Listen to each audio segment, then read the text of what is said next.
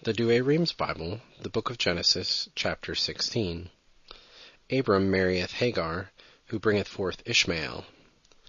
Now Sarai, the wife of Abram, had brought forth no children, but having a handmaid, an Egyptian, named Hagar. She said to her husband, Behold, the Lord hath restrained me from bearing. Go in unto my handmaid, it may be I may have children of her at least.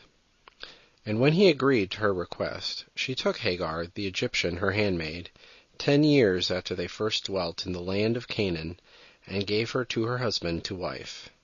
And he went in to her, but she, perceiving that she was with child, despised her mistress. And Sarai said to Abram, Thou dost unjustly with me. I gave my handmaid into thy bosom, and she, perceiving herself to be with child, despiseth me.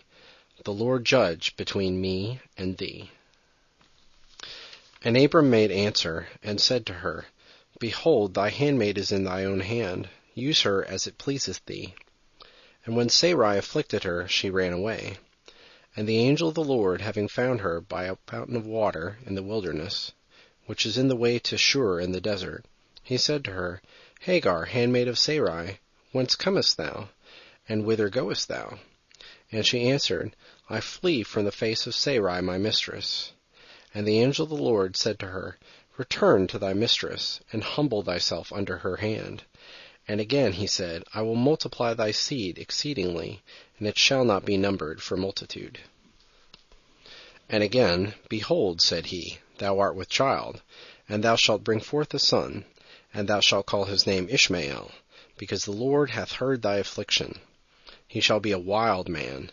His hand will be against all men, and all men's hands against him. And he shall pitch his tents over against all his brethren. And she called the name of the Lord that spoke unto her, Thou, the God who hast seen me. For she said, Verily here have I seen the hinder parts of him that seeth me.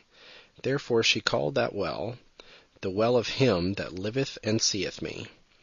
The same is between Cades and Berad. And Hagar brought forth a son to Abram, who called his name Ishmael.